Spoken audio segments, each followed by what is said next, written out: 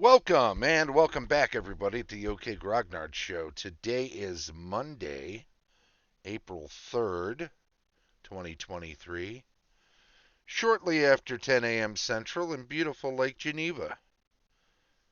Starting a few minutes late because I had to wait till 10 to call the Geneva Lake Museum.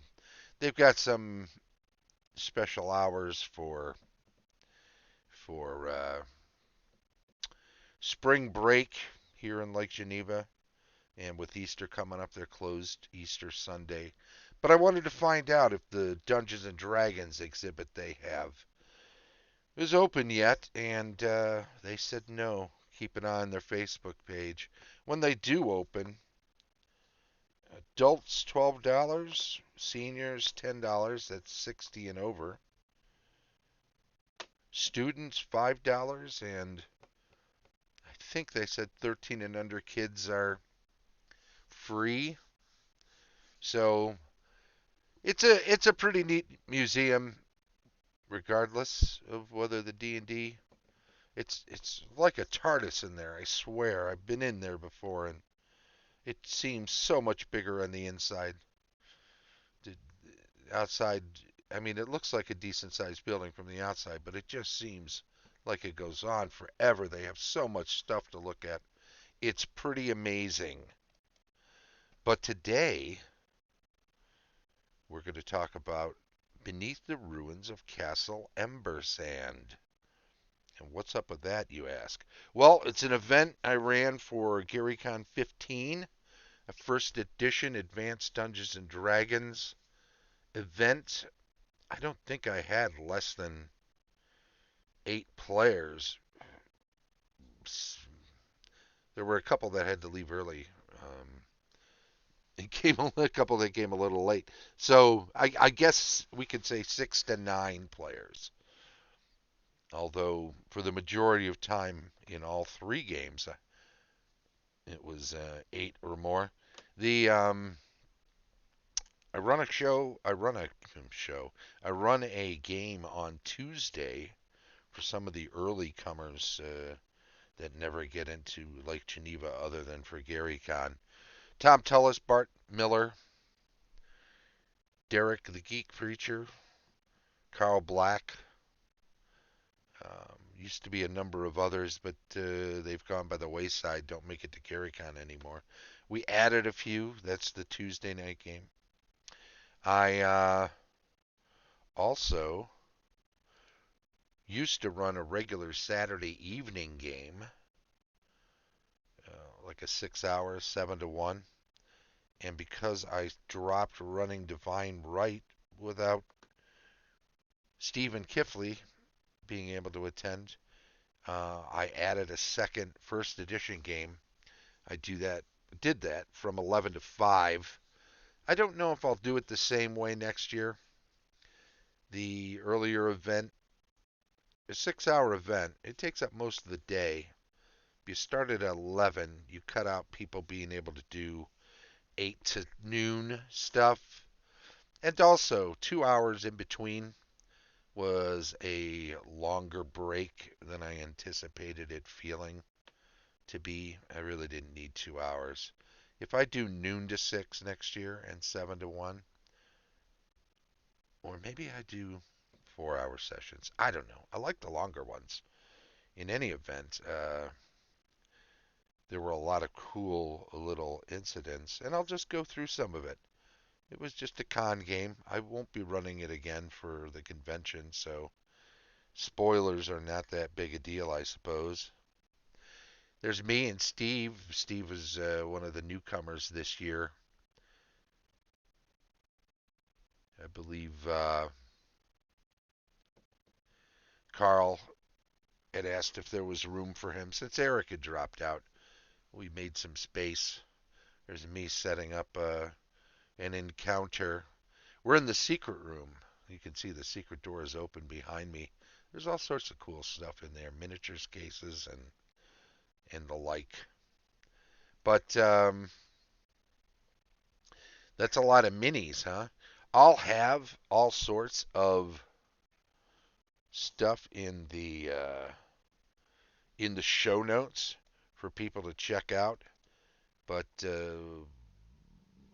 suffice it to say, you've got some Warhammer terrain there. That's easy enough to get anywhere. But the miniatures I like using, they're Star Wars miniatures, but I use them as pig-faced orcs. They're Gamorrean guards. Those huts, well, the entire battle mat is a Monster Fight Club 4x6 reversible battle mat. I think it's a forest or green plains on the other side. Battlefield in a Box makes those toxic pools, and down the other end you'll see there's a toxic river as well. Gloom Gully 3D printed trees. Thanks, Dave O'Brien. Puts out those STLs, and he printed those up for me. Those huts, which are really nifty, they stack into a small box. There's 8 of them. They were huts which were a Kickstarter exclusive for a cool mini or not game called Hate. You can check them out on Board Game Geek, but you can find sets of them, sets of 8 of them on eBay, somewhere between $20 and $30, depending on the shipping. Which, I don't know. For 8 huts, it seemed really reasonable. They're really good looking. If you check them out, you'll see what I mean. But those Gamorrean guards just make great pig-faced orcs, in my opinion. Maybe it's just me. We'll check out some more. There's the big group. Of course, Shane Bradley, DM extraordinaire. Ken Goad is a regular part. Chuck Cumbo and his buddy there joined the group this year. We had room. We squeezed them in. I know 9 is a lot for some people to run. You can see the river down the far end there, the toxic river. There are enough pieces that you could have it go from a lengthwise on a 6-foot mat. So opposite the way I used it. I doubled up some areas, as you can see. The forks on the right are doubled up. Those trees, I think they turned out brilliantly. They're only primed at this point, but given this is a quote-unquote toxic environment, a wasteland, no methane, no acid in the pools and rivers, just a poisonous sludge that's constantly flowing and bubbling up. Toxic environment, nasty. Hey, you like those Chessex? You like those Chessex mats? Or rather, book covers that I use down on the bottom there in the middle. And of course the DM screen and all of my jumbo dice for my weakening eyeballs to see. Very nice. Bart in a blue hat, Tom drinking a Coke. What else we got? Well, there's another view. There were a lot of orcs. You have the chance to negotiate or pound the heck out of them. The 3 different games I ran used 3 different sets of pre-generated characters. They were all in the mid-range. This group, I think, 5 to 7. I had a group that was slightly less powerful and a group that was slightly more powerful. All up against this. It was the last group, that was slightly more powerful. No, I take that back. The middle group that decided to not, I was going to say not negotiate. In the end, the Orcs lost so many, they pretty much sued for peace and let the group through. But they're guarding the ruins. Actually, the Orcs are more than happy to allow a group to get into the ruins. There's a cult in the ruins beneath, in the underground beneath the ruins of Castle Embersand. A cult that is trying to raise the demon Ha'az. That's capital H apostrophe AZ. And that cult is being held in at this point by this band of orcs. See, orcs are inherently good in this region. So they don't understand why this group, which all three did basically attack straight away, although some cleared it up fairly quickly and negotiated a passage. Others just beat them down so hard. But the orcs believe that humans are inherently evil. I mean, they know from cults, they know from adventurers who attack them on sight. In their eyes, humans and their kindred demi-humans are essentially inherently evil. Whereas orcs are inherently good, obviously. They take care of one another, they hold the evil humans at bay, they do everything to make the world a better place. So, what are you going to say about them? Except that they're wonderful. In any event, once they get inside, that's when the real fun begins. Because not far below the entrance, and although I have an Anheg and Kaheg acting as a second one, those are actually two carrion crawlers. I believe I only threw one at the weaker group, but two at the other groups. They dispatched them fairly quickly. They concentrated their fire. They made sure to not allow them to get in many attacks at all, if any. It was pretty quick work, which is what you have to do with carrion crawlers, because those 8 tentacles can paralyze a group, and once everyone's paralyzed, of course, they mange down on them. These battle mats here, as you can see that portfolio to the top right, are from the Immersive Battle Atlas dungeons. All of the interior maps I used were from that. That's from Yarrow Studios. You can look that up. They may not be available, but maybe you can get one on eBay. They were part of a Kickstarter that funded just before COVID and the lockdown, and then because of supply chain issues, huge problems, took quite a long time to fulfill. That's not on Yarrow, though. That's not his fault. He was held hostage by a delivery company, by a shipper who maybe couldn't help themselves. Triple charging, double charging, triple charging for the container that everything was supposed to ship in, even though it was all loaded up beforehand. But it had to sit on the docks for a while, and maybe they had to pay more. I don't know. In any event, it did not go to plan. But the miniatures themselves are from the WizKids Classic Collection A to C carrion crawler and Ankeg, which I was using as a second carrion crawler. Pretty nifty. A lot of those miniatures, old school stuff. You've got some Grenadier and some Raupartha stuff mixed in with early D&D miniatures. A lot of lead. Got a little plastic in there too. It's a hodgepodge.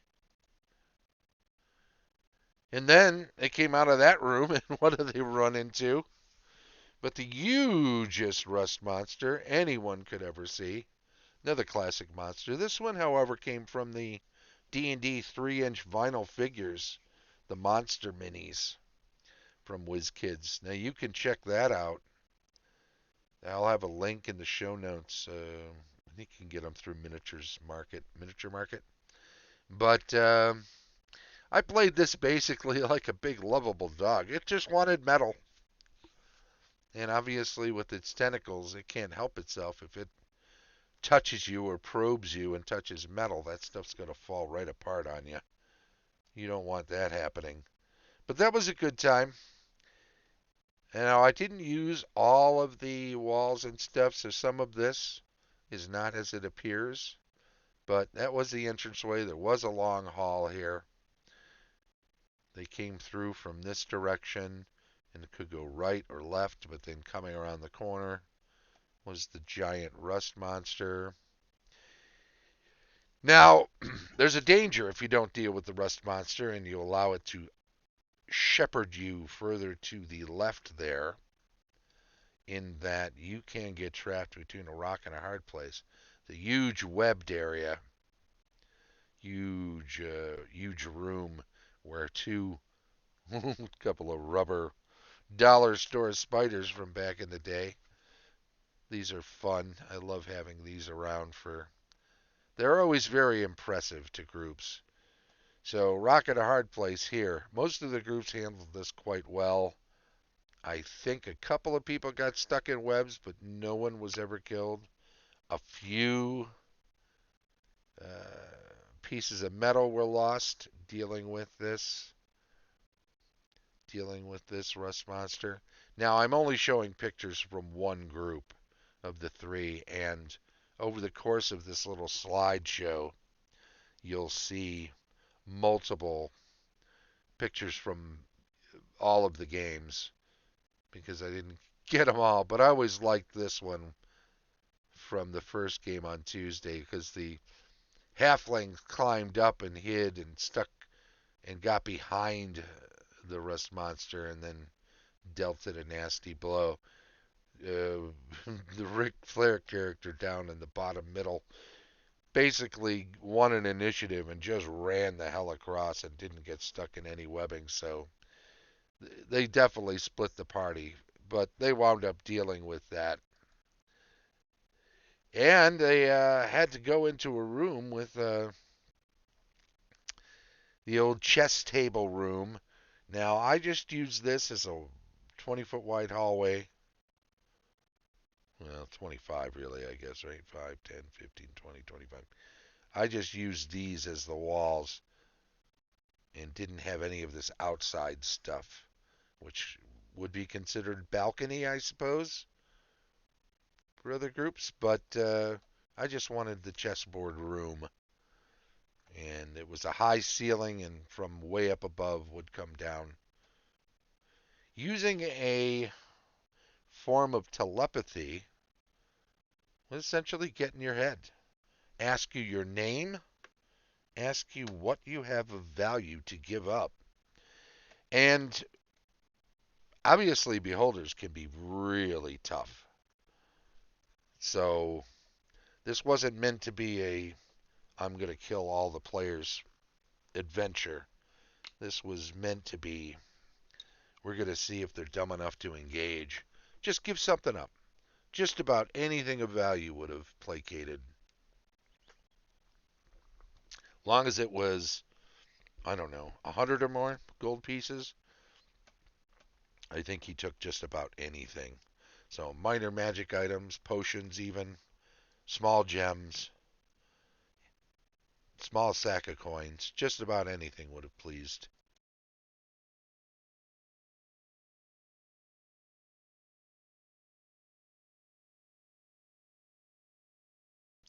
And once you handed it over, there were some alcoves up in the dome. He would just telekinesis the items on up into an alcove, up into a shelf. So there was a lot of treasure up there. If if you could have survived, if you attacked and managed to survive, then there was definitely a lot of treasure to be had. But I don't think even the most powerful of the three groups would have had a shot. It would have taken a lot. And being very intelligent at disintegration ray, taking out any spellcasters early on, would have meant doom for the group. So all the groups negotiated, made their way through, giving up some little item or other. I just loved how much fun each group had discussing what was going on. Here was the afternoon group. Alex joined us, and Isaac was going to play in a different game but was available. Dave, of course, was already signed up, as was Jesse. And George, Ian, Mr. Trowbridge over here, and oh God, it's killing me, killing me. I'm gonna. Why is it escaping me? I had it written down and then I didn't save it for later. But Wayne, that's a Wayne, second from the right, Joseph on the end. See, you can see Joe's name tag. So Ian and George, all a good group. All of them and Jesse had signed up in advance.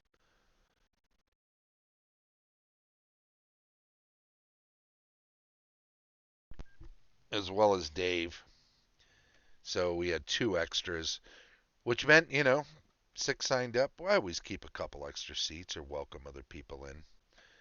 And it was a hole in Alex's schedule. You notice they are in a later, we'll get to that. But notice this fiery river and then the sludge river with 2 bridges and then this channel into this. Very good. I think being able to use the Yarrow maps in this way. I thought it was great. They really worked out quite well for this particular. The other group included our buddy William Schumacher and Rich Franks, and signed up was Keith Sloan in the red shirt. Dex had a seat saved for him, and so did Sarah on the far right there. We'll get back to her. But joining us, because they had some free time and their room was right nearby, we were way down in the Evergreen rooms, was Gene Drebinstead and our buddy James Lewis, my birthday buddy. We have the same birthday. In any event, that took us from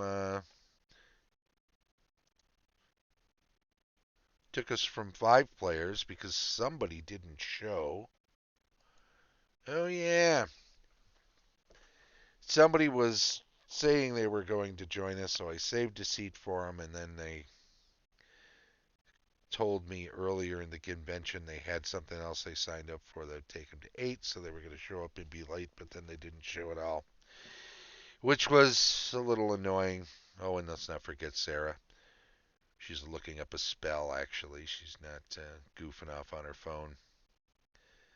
Oh, there. This was an earlier picture, as you can tell, because they've got the carrion crawler attack. And again, I just used 1 in this case because the group overall was a little bit less powerful. After the spiders, though, and after the beholder, there was another cavernous room with a big gaping pit in which I had a roper.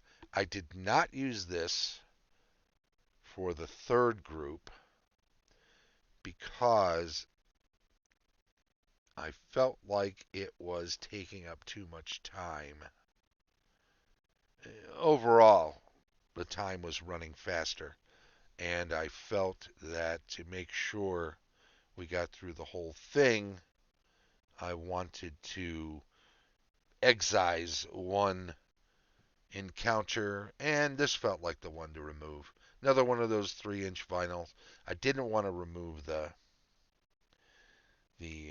beholder. The spiders and the rust monster were fun as a combination. The carrion crawler one was kind of a sink or swim early, and usually was handled very quickly, because if you don't, you're kind of messed up. But the roper one took time, and wasn't necessarily easy to deal with quickly. So I figured this was the one to remove. Then they come to a gate. Notice this wall here is like 30 feet high, and there's a fire below and all the nastiness, and they've got to deal with a bunch of light crossbows up here. Now, of course, if they cut the pods, whatever you want to call them, the prey that's already caught up in the webbing in the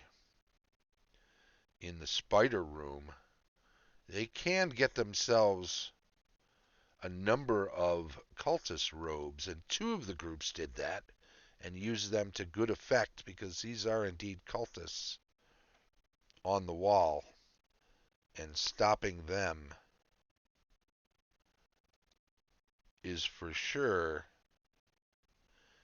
the uh, the way to get through this area, right? I mean, stopping the cultists is the ultimate goal. Getting past this bunch to get into their inner sanctum is definitely something you want to do to ensure success for the overall mission. Um, but I think some groups fought their way through here. It was a tough go. We didn't have a lot of characters going down.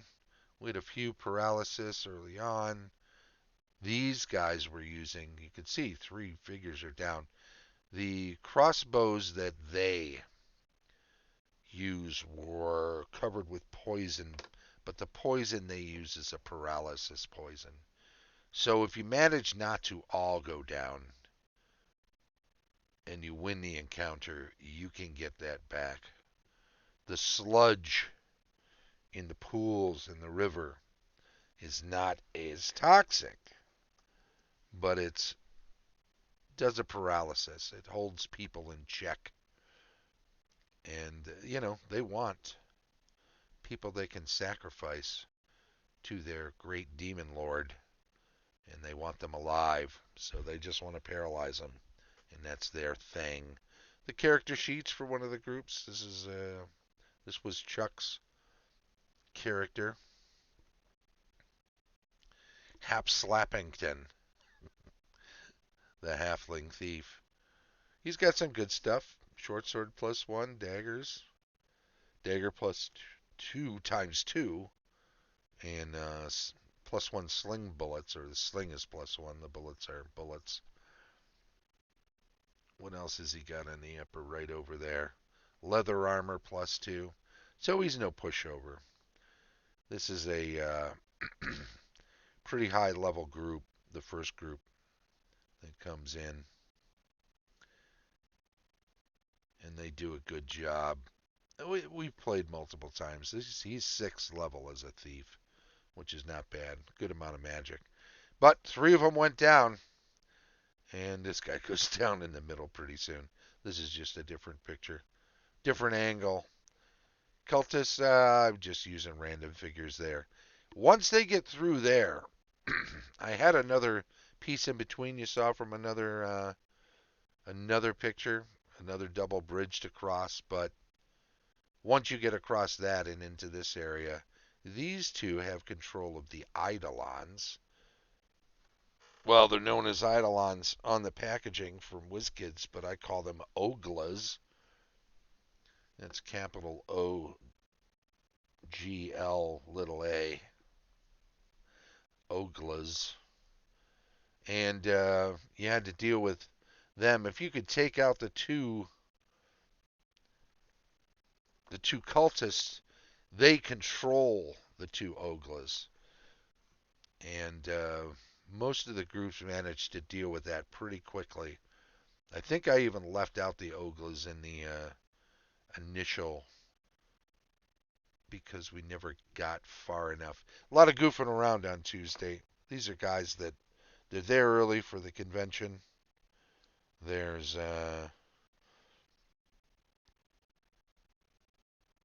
the idea that they wander in and they want to spend time catching up with everybody. There's a lot of goofing off. It's a lot of fun. Absolutely. I wouldn't have it any other way. but I had too many encounters for them to deal with over the course of the time we had together. Plus, they were beat and they had early starts for Wednesday, so I think we finished up about 12:30 or so. The that was the big attack though.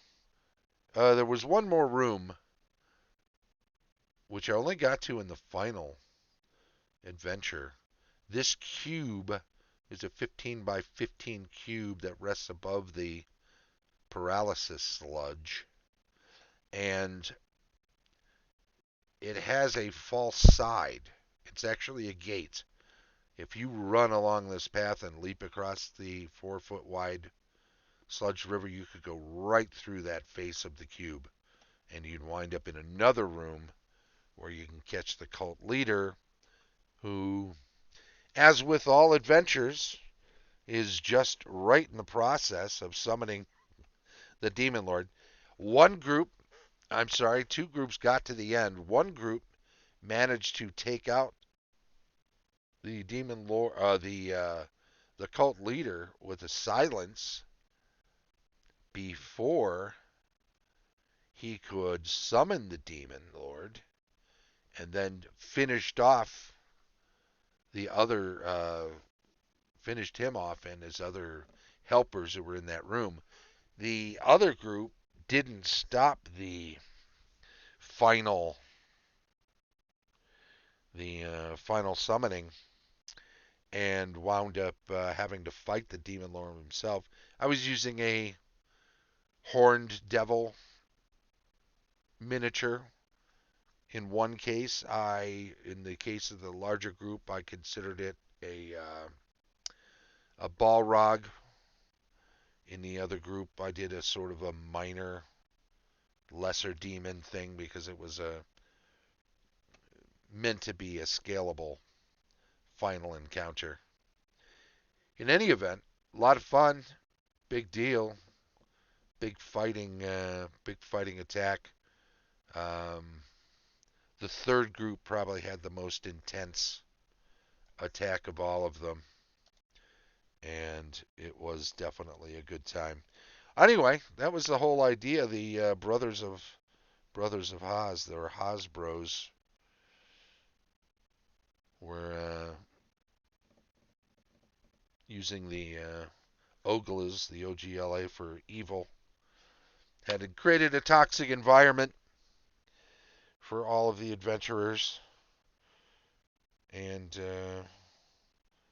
this was kind of a fun little answer to the recent shenanigans that were going on. Hence the name Beneath the Ruins of Castle Embersand. Good times. I wanted to use a lot of the classic creatures. I wanted to have the themes and a little bit of satire. Lots of puns, lots of fun. Bit of parody, the orcs being inherently good instead of evil. So, hope you enjoyed this insight into the games I was running at Gary Con. If you can make it out to the next one, by all means do. We have a lot of fun. It's some of my regulars. Obviously, Shane plays on Tuesday every year, as he has for years.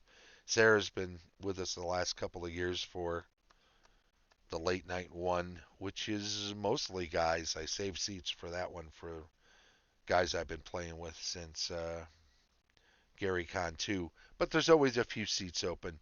Dave joined us last year for the Saturday night one, but then joined us this year for the Saturday afternoon. And of course, Jesse and Alex were in my previous campaign at home here. So a lot of players. Keith, Dex, Rich, all returning players, and William, who didn't make it last year but played with me in prior events. Hopefully, others will continue to buy. Maybe I should add another one. I really love playing the Civilization game on Sundays, but maybe I can make 5-hour sessions. Start the Civ game a little later. and make 3 5-hour sessions. I don't want to start before 10 a.m. So what does that leave us? 10 to 3, 3 to 8, 8 to 1. Whew, that's tricky. That's too much. I'd have to run one of them another day. I'd have to do 7 to midnight. I'd have to do 1 to 6. I don't want a 2-hour break in between. 1 to 6. Yeah, that might work. Then I could still squeeze a game in early. Or I could do 2 4-hour sessions and just let the last one run long. What if we do 7 to midnight? That's 5. We do a couple of 4 hours, 10 to 2 and 2 to 6. No break in between those two. That's 8 and 5 is 13. I want to do a 5-hour Civ game that gives me my 18 hours. Gets me the shirt and all that stuff. Although I gave this year's one away. I got to send that off today. Good times indeed. Too punny. Good show. Punny isn't funny. Please, more puns, says Sarah. Thank you, Sarah. Always a good time having you at the table, whether it's in the home campaign or in a convention setting. You're a good player and you bring a lot to the table, as it were. Pun. Anyway, thank you very much. And, well, that's kind of ran a little longer than normal today, but that's okay. It was a fun retrospective on the convention game. And we will say thank you very much. We'll also say this has been a look at the convention game Beneath the Ruins of Castle Embersand, which I ran 3 times over GaryCon 15 this year. Just a little over a week ago now. And this has been the OK Grognard Show, which of course streams live on Twitch each Monday at 10 a.m. Central and then is archived on YouTube. Follow, subscribe, like, all the other things, please, and comment. Thanks to our Patreon supporters, Tom Tullis of Fat Dragon Games, Carlos Slicing of Castle Entertainment, Heath Farndon of the D&D 20, Dave O'Brien of Quacks Games, and Shane Bradley, DM Extraordinaire. This has been the OK Grognard Show from beautiful Lake Geneva, Wisconsin. Thank you very much, and bye-bye.